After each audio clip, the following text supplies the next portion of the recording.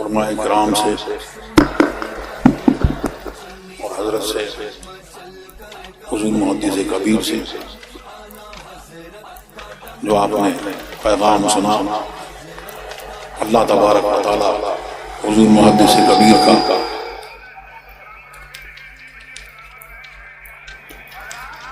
سایہ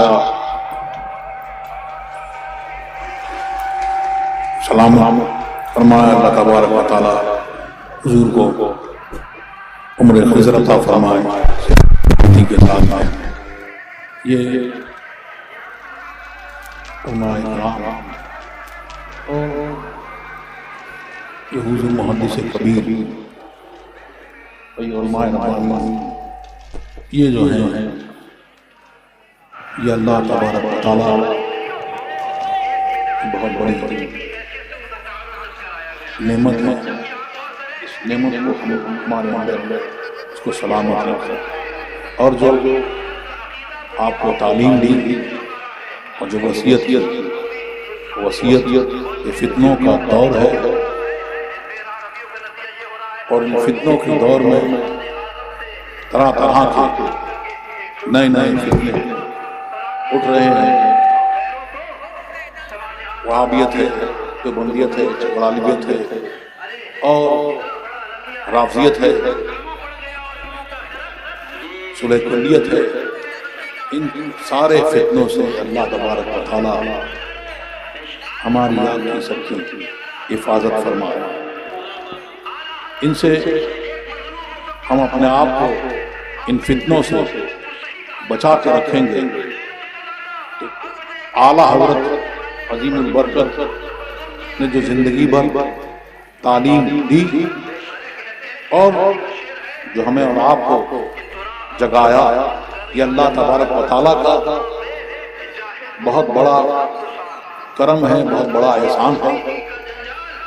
We are very fortunate that we are اہل سنت والجماعت، ہم اہل سنت والجماعت کہلاتے ہیں۔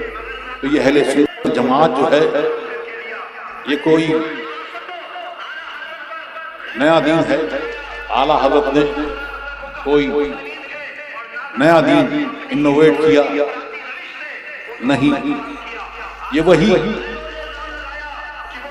وہی دین ہے کہ سرکار دو عالم صلی اللہ علیہ وسلم لے کر اللہ کا وہی دین جو لے کر آئے، جو صحابہ کرام کا دین ہے اور تابعین اعظام کا دین ہے، جو غوث و اقواس کا دین ہے، جو خواجہ کریم نواز کا دین ہے، وہی دین اس کو پہچان کے لیے آج مسلک اعلیٰ حضرت کہا جاتا ہے۔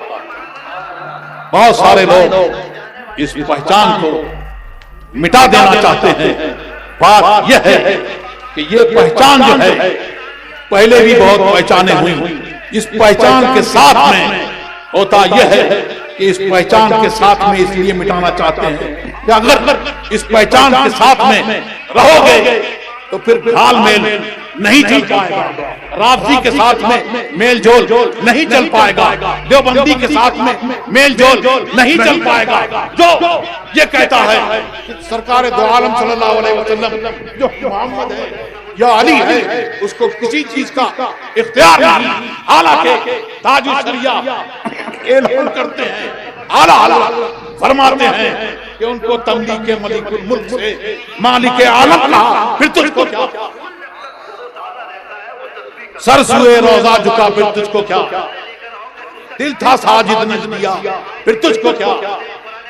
اعلیٰ حضرت فرماتے ہیں، وہ کہتا ہے کہ ایسے ہے، ابھی انہوں نے سنایا آپ کو کہ وہ جاتے ہیں مزارات پہ جاتے ہیں تو جاتے ہیں کہتے ہیں مزارات پہ جاتے ہیں تو شرک کرتے ہیں، چادر چڑھاتے ہیں تو شرک کرتے ہیں۔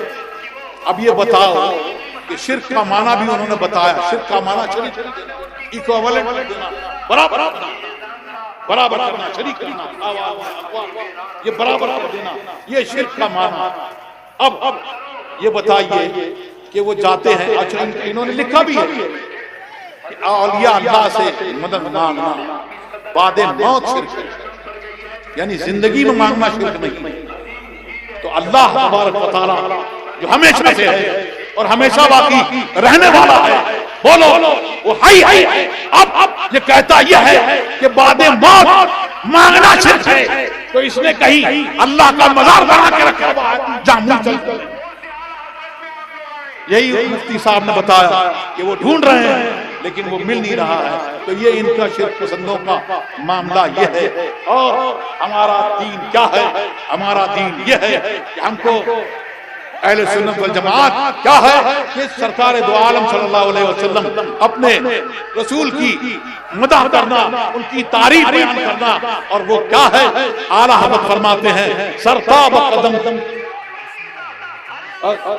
اللہ کی سرتاب قدم، اللہ کی سرتاب قدم شان ہے یہ انسان ہے. انسان وہ انسان ہے یہ. قرآن تو ایمان بتاتا ہے، ایمان یہ کہتا ہے میری جان ہے. اگر اولیاء اللہ سے کچھ مانگو، رسول اللہ سے کچھ مانگو، تو کہتا ہے کہ یہ تم کیا کرتے ہو؟ شرک کرتے ہو. لیکن اعلیٰ حضرت فرماتے ہیں کہ تو جائے گا حاکم کے پاس جائے گا، ڈاکٹر کے پاس جائے گا، دنیا کے کسی اور کے پاس جائے گا، اور اللہ کا نائب محمد رسول اللہ ان کے پاس اگر کوئی مانگے گا تو یہ کہتے ہیں کہ ان کو کوئی اختیار نہیں. اعلیٰ حضرت فرماتے ہیں اللہ تبارک و تعالیٰ نے محمد رسول اللہ کو کیسے کیسے خزانوں کی کنجیاں عطا کی. تجھے کیا پتا؟ ہم سے سن اور سن کے سن ہو جا.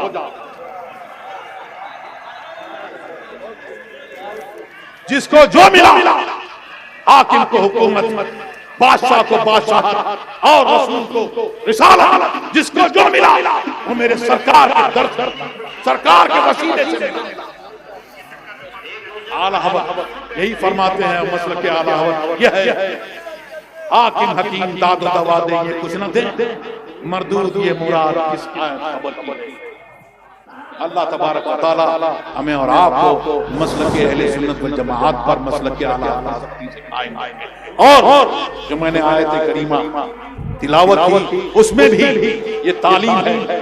قرآن اللہ تبارک و تعالیٰ کا کلام ہے، لیکن حضرت یوسف نبینا علیہ الصلوۃ والتسلیم وہ تمنا کرتے ہیں اور عرض کرتے ہیں اللہ کی بارگاہ میں کہ مجھے جب میں جاؤں دنیا سے تو مجھے مسلمان اور صالحین فائز جو ہیں صالحین کے ساتھ میں مجھے ملا.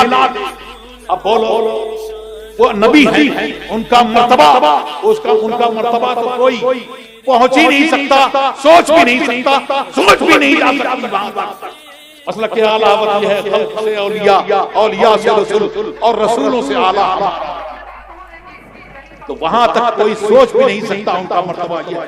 لیکن ان کو کوئی خاتمے کا معاذ اللہ خوف ہرگز نہیں، بلکہ وہ تعلیم دے رہے ہیں کہ تم یہ تمنا کرو اپنے ساتھ میں، ہمیشہ یہ تمنا کرو کہ صالحین کے ساتھ میں رہو اور ان کے دامن سے وابستہ رہو گے تو پھر تمہیں یہ شیطان کوئی بھی شیطان تمہیں کسی بھی روپ میں آئے، کیسا ہی تقیہ کر کے آئے، تمہیں بہکانا چاہے لیکن تمہیں بہکا نہیں سکے گا. ان کے دامن سے وابستہ رہو گے تو یاد رکھو کہ یہاں بھی فلاح ہے اور وہاں بھی فلاح ہے. اور اعلیٰ حضرت فرماتے ہیں کہ تم دین سلامت لے کے جاؤ گے تو سن لو یہ جنت کس کی جاگیر ہے؟ یہ آدم علیہ نبینا علیہ الصلوۃ والتسلیم کے ان بیٹوں کی جاگیر ہے جو کلمہ سلامت لے کر قبر میں جائیں گے. تو ان کا عالم یہ ہے کہ جنا بنے گی محبان چار یار کی قبر جو اپنے سینوں میں یہ چار باغ لے کے چلے، لہد میں اس کے رخے شاہ کا داغ